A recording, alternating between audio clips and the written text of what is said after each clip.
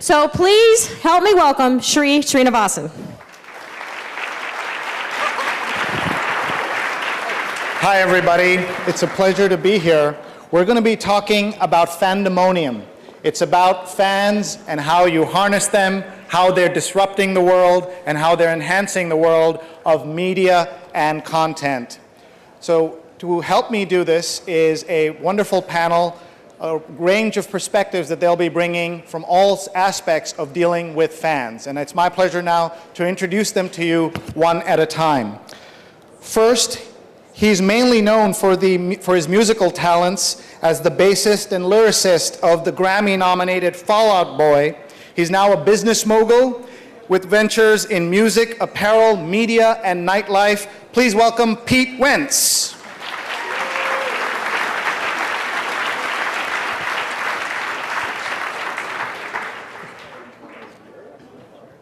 Whoa, I'm sitting so far away from the vodka.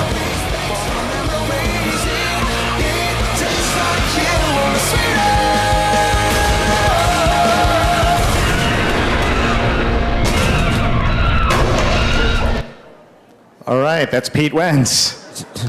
Our next guest is the founder. What happened just now?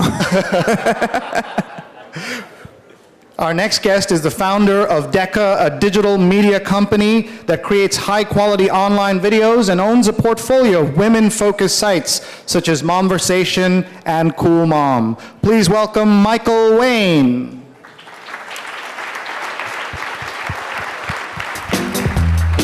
He's like, "You're not changing your name, are you?" And I was like, I'm not. I was in a very romantic mood. So I filled out all these magazine subscriptions for Daphne Peel. I think you can be a feminist and take your husband's last name, because to me, the feminism lies in the fact that a choice exists.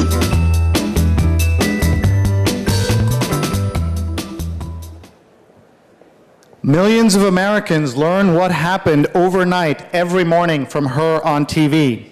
She's covered some of the most important stories of our time, including the current big oil spill, the Haiti earthquake, and the Chile quake. Please welcome Kiran Chetri of CNN.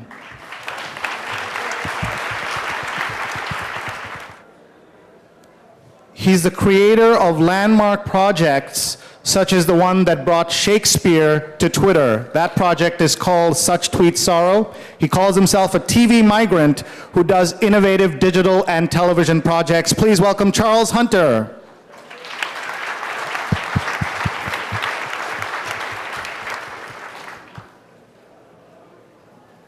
And our next guest is the Senior Vice President of Marketing for Kraft Cheese and Dairy. He has a budget of hundreds of millions of dollars that he spends on marketing. Someone you all want to get to know, and our newest best friend, Howard Friedman.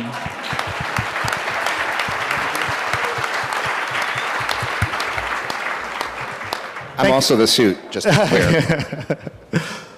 Thank you all for coming. What a great panel, and what a good-looking panel, folks. Well, I'm going to start with Pete. We're talking about fans, and I want to ask you what fans mean to you.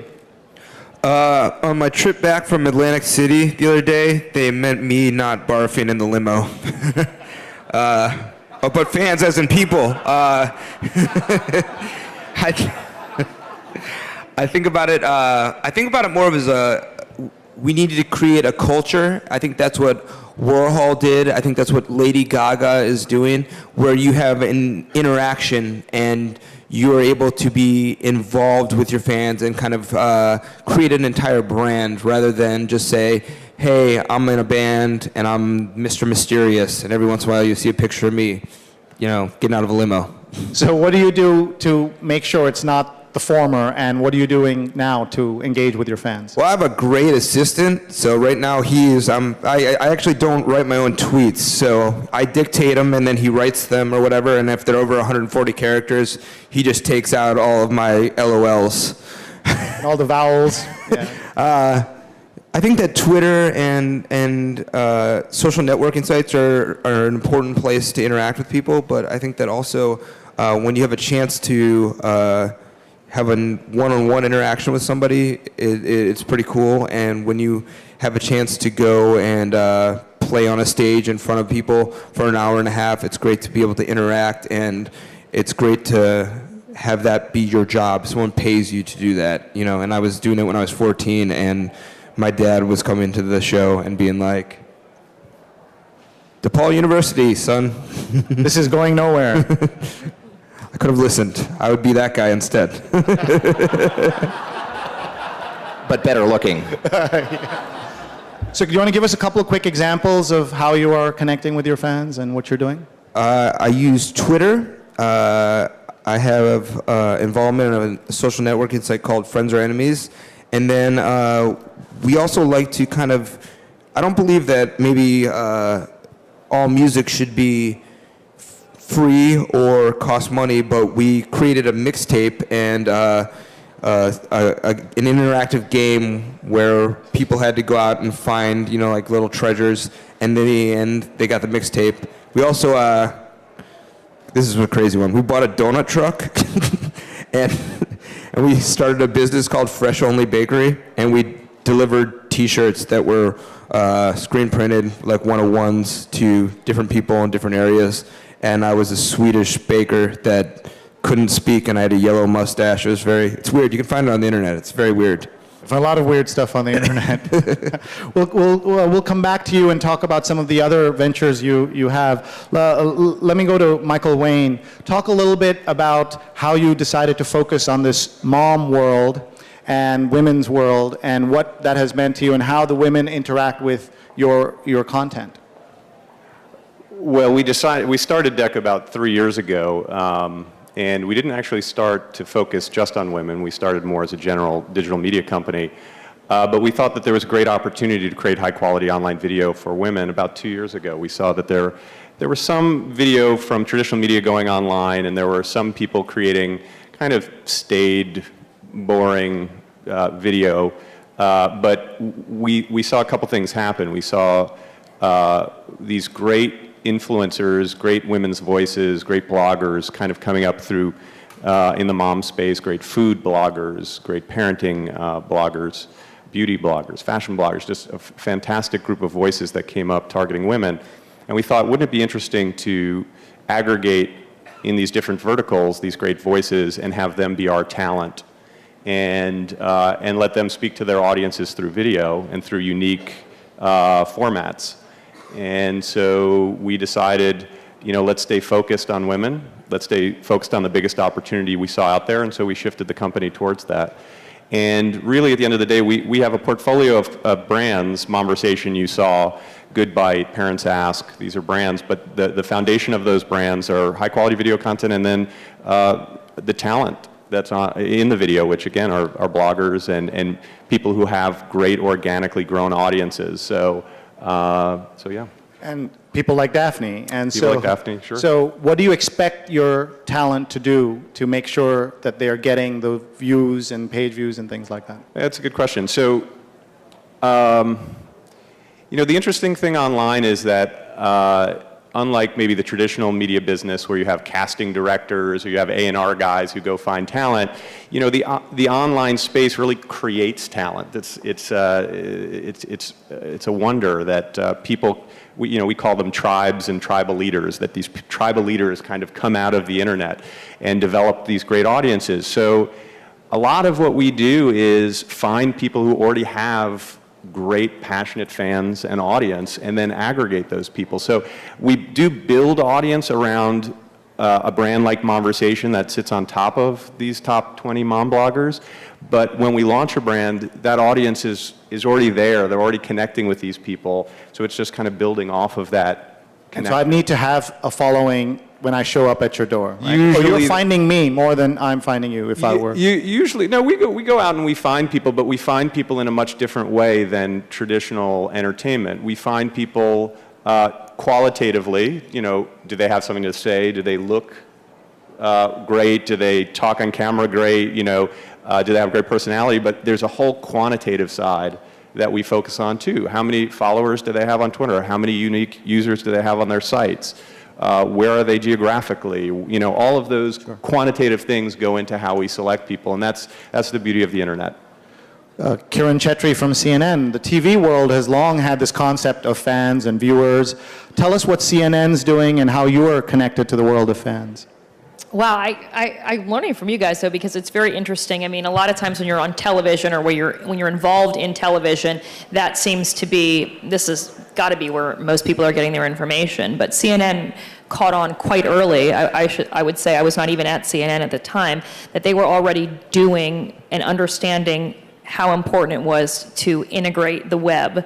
And then later on, iReports. I mean, iReports, CNN gets more iReports than any news organization, where people actually send in their own either pictures, video, or information, and they act as citizen journalists, and finding ways to vet that information and being able to use it to get it out there to impart more information to our viewing audience has been unreal. It's been something that CNN was at the forefront, pioneered, and now it's just, we see it everywhere. So that's fascinating to me, that there were very, very inquisitive minds and people who could see into the future and sort of have the foresight to realize how important that was going to be. Now it's just, I mean, it's the de rigueur. Everybody just tweets. Everybody, just like you'd hand out your business card with your phone number, your fax, and your email address. Now it's at Twitter, and find me on Facebook, and I'm here, and I have my own website. So it's very interesting to see how that's evolved. One way is that it's helped, have a two-way conversation with our viewers more so than the way that it used to be, where either people could phone the station. That was when I worked in local. People would always phone after the 11 o'clock show. Usually they were very angry about something, or we got a local basketball score wrong from the local high school. But that's since evolved to, of course, being able to email in and being able to email in positive and negative feedback. And now it's literally almost instantaneous conversations. Sometimes we do it actually during the show, letting people who follow us know what's coming up. Sometimes it's after the show, linking up video from stories that people may have missed. And sometimes it's simply giving information, or, somebody will write in and say, what was it that you just said? Or what was that town that was just hit by this or this, and you write back to them almost instantaneously. I find Twitter, actually, not to plug one social networking site over another, but I find it that's an easy way to communicate, because you aren't expected to have extremely long conversations. It's the 140 characters notion, so it does make it easier to do while you're working. But CNN also has our own website, and we're linked up with Facebook now. That's another huge initiative where they're integrated. And we also have our own blog. Each show has its own blog as well, where we share stories, and we have not just a repeat of what was on the news, but original content. And that's something that's proving to be very important. We reach so many people through that as well, because people are consumers of news in a much different way. They've figured everything out. They know what's going on in the world by the time they leave their house, because of these and because of iPads and Blackberries, and of course your more traditional sources like newspapers, television, and radio. And so you're dealing with a much more informed news viewer, and they want to know, what can I learn today by watching you, or what can you give me that's different, unique, and more insightful than what I can just get everywhere else. And that's a continuing challenge, and one that I think that CNN has embraced very well. All right, thank you. Let's go to Charles. Charles, tell us about what tweet sorrow. Such tweet sorrow. Such tweet sorrow. Which tweet sorrow? Such tweet sorrow. My company, Mudlark, were engaged with the Royal Shakespeare Company and Channel 4, looking at ways of engaging with new audiences with all the new technologies that are available, particularly social media. And we talked for months about various things, and one of us came up with the idea of, well, why don't we just put one of Shakespeare's plays on Twitter? And Channel 4 said, yeah, we'll go for that. And he said to me, yeah, that's what we're going to do. So we then had to work out how we were going to do it. And very briefly, we decided we would convert. Well, we weren't sure which play to start with. We thought it was going to be Julius Caesar for quite a while, so it might have been a kind of live, sort of modern-day political equivalent of that. But we went for Romeo and Juliet when we discovered that the Royal Shakespeare Company, who were very much part of all of this, were producing that anyway. And that's such a kind of celebrity play, really. And I think it's really important to bring that was our big brand, really. Romeo and Juliet was the big brand we put into a new sort of digital social media space. And then we thought, well, we'll boil the actors down, the characters down to six 6 characters, and then put a live actor in place for each of those, and they're to lead a life over 5 weeks. Well, some of them only 3 weeks because they got killed. Both Mercutio and Tybalt, I'm afraid, fell off the edge as it was ordained by the plot. And then we got 2 writers to do a hell of a lot of work, writing sort of 3-page missions every day for each character. But then, having done all that writing, then the actors came on board and actually wrote the tweets themselves. It was kind of written several times. Shakespeare wrote it, then we kind of, as producers, kind of thought out how it might work. Then these writers put very detailed plot guidelines and nuances and emotional situations, and then the actors came on board and lived the life and tweeted about it, and Facebooked about it and YouTubed about it, and we had a Last FM playlist for the Masked Ball party, which was Juliet's 16th, so people all over the world were coming on Last FM or Spotify, which is very big in Europe, and a reasonably similar application, and more or less, or of course it doesn't quite work perfectly, everyone was listening to the same music, and the character who's playing the friar, who in our play was a kind of a sort of youth community leader, a bit of a stoner as well, but he sort of spent about 5 days recruiting from the audience names of songs. So we had a sort of 5-hour fabulous playlist that was kind of funny and ironic, and everyone all over the world was using these other bits of the internet to do it and getting really, really engaged. It was very exciting. And you can now go back and look at the whole... The whole thing's there, yeah. It's on our website, suchtweetsorrow.com, and you can see the whole thing on a timeline we had built. You can still go and find all the characters in the list and find them on Twitter. They're still sitting there, some of them smelling a bit wormy now. 4 out of the 6 of them are dead. Right. And fans have sort of archived it. I mean, that's the exciting thing. We're talking about fans here. You know, we got a fantastic global impact with it. Right. You know, and everyone said, God, it's amazing, you got this global impact. Actually, if you stick together Romeo and Juliet, Royal Shakespeare Company, and Twitter, the media will go there, because actually you can put the Twitter and Facebook name on most things nowadays, and if you do it cleverly, you will get media coverage. I know that sounds a bit cynical, but I think that's partly because the media are scared stiff of all these social media applications, so they better talk about them, and they have to have their online editions, so their online editions should be talking about online-y kind of things. So we got an amazing splash from that, but the real splash for me was the following, and we got such a level of engagement. We had a Facebook campaign to try and stop Mercutio dying, you know, and they seriously thought we might not kill Mercutio, because this character, so many women fell in love with him. Right. It was incredible. And then people were still hoping that Romeo and Juliet might not die, and that they could have some reaction on that. It's afterlife, yeah. And do you have any numbers on how many people saw this? Well, Juliet got about 6,000 followers. She built up to that over the first 2 weeks, really. And the other characters got around 4,000 followers. Right. We still haven't gone back and counted how many people came on and unfollowed them. And I think there were probably quite a few, because we had them behaving like very irritating teenagers, and quite a lot of people didn't want that in their Twitter feed after a while. Right. And some of the tweeting was uneven and kind of quite raw, and some people didn't like it. A lot of people were very offended that we'd dumped Shakespeare's poetry. They said it's all about the poetry and you mustn't do this. But lots of people loved it. But we got about, as far as visitors were concerned, the last number I have on that is about 150,000 different people came to look at it, whether it's to the website or to the thing. Okay. And we were getting, midway through, that's the last figures I had, we were getting about 5,000 visitors per day, spending a reasonable amount of time on it. And when we had events like make your own mask and go to the masked ball, 700 or 800 people did that, and that's quite a high bar to leap over. There's quite a level of engagement. I know Pete has 2 million followers on Twitter, so you're bigger than Romeo and Juliet. What? Are you guys talking about Twilight? No. Let me turn This was excellent, by the way. Anyone who did not follow this campaign, you should do that. And you go back and look. So let's bring it all to the business side of this.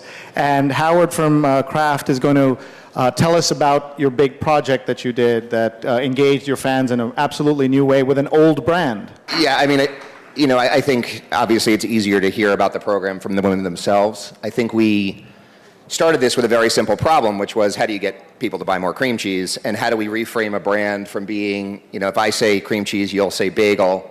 How do you get you to say Alfredo sauces and cakes and appetizers? And what we found was this world of social media actually fundamentally allows consumers to talk to consumers. And it's not me going out and shamelessly spending the little overstated but reasonable budgets that we have on, and getting people to actually embark on this journey with us. I think the thing we underestimated was how many people would get involved. And some numbers, we had about 10 million people see that original video from Paula on the Friday before Easter.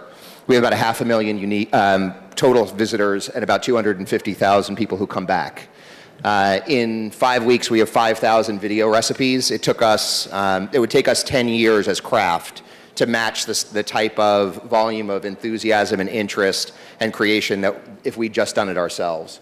So it started with a very old problem, and we found a very unique solution. And I will say Paula's been great, but the guys at Equal who are really the ones who are making a lot of this happen for us, and we're very lucky to have them. I know Greg's in the audience for Equal, right? He's here. Any lessons for people here in the advertising business who are thinking about doing more in digital side and the business side? Yeah, it's going to sound trite, but it starts with the consumer. Like, we know our consumer is creative when she's inspired, and we went out looking for a person who would be emblematic of who our woman is. So it starts with the consumer. Traditional media, you're allowed to be a little less precise, right? Like, you can have a generally good idea of who you're targeting and then just basically carpet bomb the entire media landscape to get to our woman. In digital, it's a totally different world, because if you miss the woman even by an inch, you're in either the wrong day part or the wrong site or the wrong message, and you lose her for good. So you need to be a little bit more precise. And I think the last thing is, for those of you who are on the content providing, get to the marketers. Like, the whole business is set up to avoid us meeting. But if we don't sit down and talk, and actually you can understand what brand challenges I actually have, we're going to spend a lot of time and energy just trying to get to know each other as opposed to getting to real solutions. And that was, I think, the biggest thing for us. So what are some ways that can happen? Well, I think things like this are a good start. Actually, there's a ton of craft people out there. I think they were afraid I might embarrass them. So you want to just have them raise their hands? Craft people, raise your hands. Whoa, that's a lot of craft people. There, Pete raised his hand too. Exactly. Love to get a business card. It does start with the businesses being more receptive to actually meeting, number one. But I think, if you're struggling on a project, or if you have an idea that you just know works, you have to push the agencies, the folks who separate us, which for very good reason.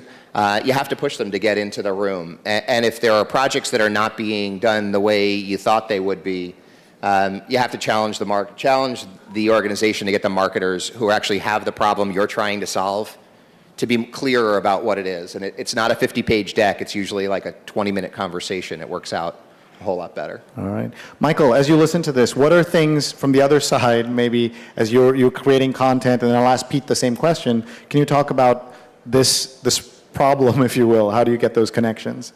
Well, the good news is we actually work together on the campaign. So Good Bite, our food property, was a partner in this. And we know the Equal guys real well, and we're out there trying to really build this high-quality online video marketplace together. And I think as companies in this space, we need to work together to do that. So there needs to be more attention, and conferences like this certainly help. But I think you'll see over the next couple of years a lot of the companies that kind of rise to the top, hopefully DECA is one of them, that leads this way. And a lot of what we're going through in the online video space is similar to what happened in the early days of cable. A lot of people say that, but having been managing, founding the company over the last 3 years, I think this isn't really a business that's going to be like Twitter, or that's going to be, a hockey stick business. This is going to be a business that year over year grows, where we get the crafts of the world to spend more money with us, and we get other brands to come in and spend more money with us. And hopefully we'll be leaders in this new marketplace. But it's just going to take time, and it's going to take a lot of one-on-one conversations. I think Howard's absolutely right. If you sit down with someone and you have a 20-minute conversation, you can know pretty quickly if there's a right fit there. So. All right. Pete, in terms of the work that you do in a variety of business fields, not just music anymore, how do you get attention to the work that you're doing and do those business connections as well? I usually invite my sister-in-law. I think that an important aspect is that we need to, as a band and musicians, control our content and who we're giving the content to. And I don't think necessarily we need to be always commercializing it. I think that frustrates people when you have tweets that direct people just to buy something from iTunes and you've never really created this culture with your fans. The other thing I'd like to say is I think that the technology is evolving so fast. It's evolving faster than some of our morals. So I see stuff online all the time where I'm like, well, that was obviously not fact-checked because I'm still living technically. You know, my Wikipedia said I was dead, but I was still alive when I read it. But at the same time, you see things like getting out of Burma or Myanmar or Thailand or Haiti, we are seeing actual citizen journalism and stuff that you would not be able to see otherwise. And I think that that's excellent. And I might be about to get some beef from CNN for saying that, but I do love your show. Okay, great. I'm more of like a late night guy, AC 360, but I'm a fan. If you stay up late enough, technically we're on at 6. That's 3 a.m. in LA. Yeah, that's what time the kid gets up. So we're usually watching Elmo, but I'll pop in. But Karen, talk a little bit about that, about how CNN is using, you said iReports a little bit. What is how much of the decision making now is affected by like what you decide to cover based on the fans? And is it also distracting, all these fans kind of tweeting at you?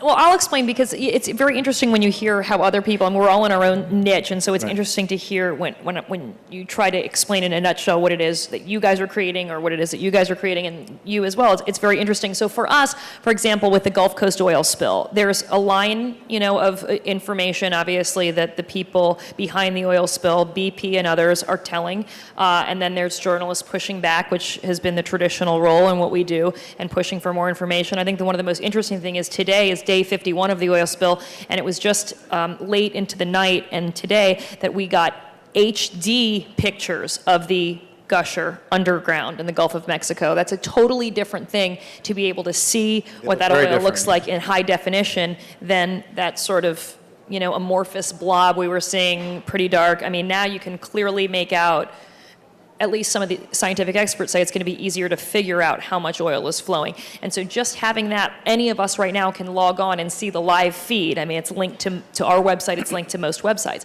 And so that's amazing that we're seeing that happen. I mean, just think back 10 years ago, 15 years ago, there'd be no way. Maybe not even 5 years ago. In terms of the way that iReports and citizen journalism has worked, it's been that it would be like having so many more eyes and ears. It would be having a television station that would have potentially 5,000 reporters as opposed to 5. And the reason why is, so they'll say no oil's washed up anywhere in Florida yet. And yet we're getting what are called iReports in from citizen journalists, just people that are sending it, taking photos of where they are and saying, what's this? Is this a tar ball? Is this a tar ball that's washed up? Is this an oiled pelican that we're seeing here? And we're getting this information and vetting it very quickly because CNN has that in place. I mean, you can't just go directly to air with something that somebody emails you. Sourcing is a vital part of, making sure that you're a credible journalistic agency. And so we have an entire group of people, and they're amazing, who vet this and have a system for it so that, it's not just anonymous posting. You have to give information about yourself, contact information and everything, and they vet that. But in places like Haiti, it was also amazing that we'd be there and we'd get emails literally while we were on set. The producers, Atlanta, would get emails saying, hey, we just flew in, we're a group of doctors, we have a bunch of supplies in Jacmel.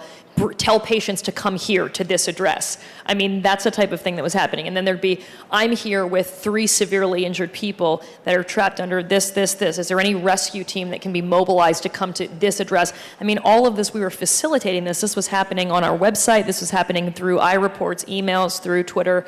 And so it was really amazing to see how that's changed and made our job in some ways harder, but in some ways expanded the type of information, the flow of information, and the immediacy, which is the amazing part. Yeah, I think the really important thing here is, and I think it goes across all our experiences, is, you know, the rap about the media over the last 5-10 years has been, you know, TV, the press, everything TV and the press, the Deadwood media are endangered because people are spending all their time glued to different screens. But really, the two things that are important here, I think, across everything we're saying is, firstly, we're giving our stuff back to the people who are involved with it, and not just involving them, but actually they're, you know, whether they're inventing recipes, building masks, you know, taking photographs, they're actually getting involved with the process themselves.